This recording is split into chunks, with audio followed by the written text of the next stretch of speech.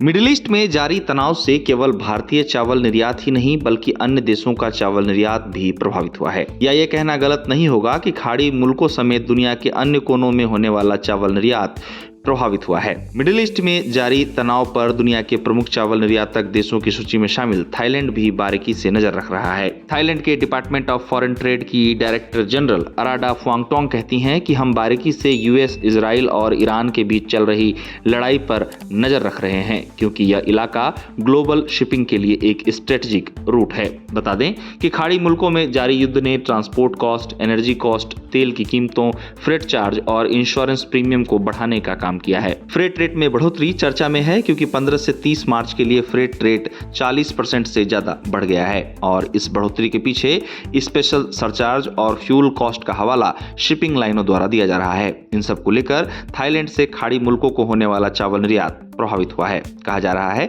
कि इन कारणों से खाड़ी के इंपोर्टर्स स्थिति का अंदाजा लगाते हुए ऑर्डर देने में देरी कर रहे हैं। जहां तक थाईलैंड के हिसाब से मिडिल ईस्ट को चावल निर्यात की बात है तो आपको बता दें कि थाईलैंड के लिए मिडिल ईस्ट चावल निर्यात के मद्देनजर तीसरा सबसे बड़ा मार्केट है। थाईलैंड द्वारा हर साल मिडिल ईस्ट को लगभग 1.34 मिलियन टन चावल का एक्सपोर्ट किया जाता है। थाईलैंड द्वारा खाड़ी मुल्कों को निर्यात होने वाले इस चावल की कीमत लगभग 20 बिलियन थाई बहत होती है।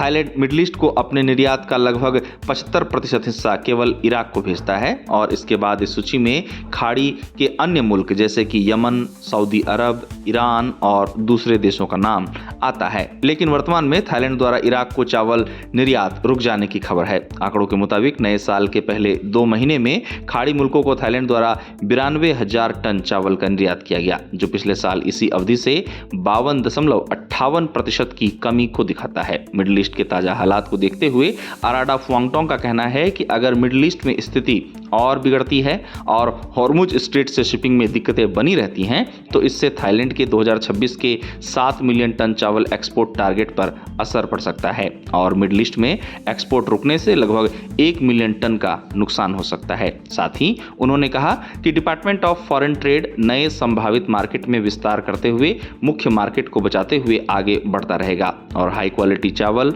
और वैल्यू एडेड चावल को बढ़ावा देगा। अराडा ने साथ ही इस दौरान अफ्रीकी देशों का जिक्र करते हुए कहा कि हम मिडिल ईस्ट मार्केट को कुछ हद तक बदलने के लिए अफ्रीका में कोशिशें बढ़ाने की तैयारी कर रहे हैं। खाड़ी मुल्कों के अलावा थाईलैंड द्वारा दुनिया के अन्य देशों को होने वाले चावल निर्यात की बात की जाए तो पता चलता है कि थाईलैंड द्वारा इस साल जनवरी और फरवरी में अमेरिका को भी चावल निर्यात कम हुआ है।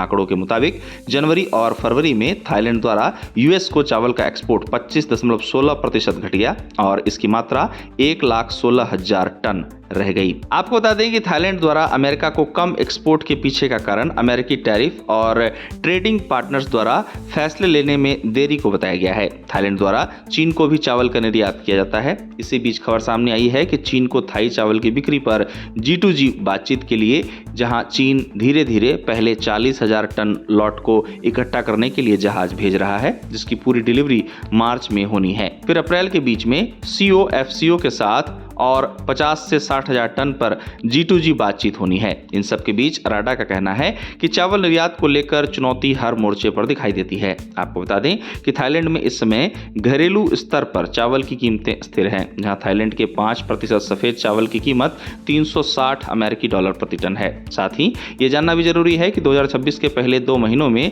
थाईलैंड ने लगभग 1.153 मिलियन टन चावल एक्सपोर्ट किया है, जो 4.16% कम है, जिसकी कीमत 651 मिलियन अमेरिकी डॉलर से ज्यादा है, जो 15.45% की कमी को दिखाता है।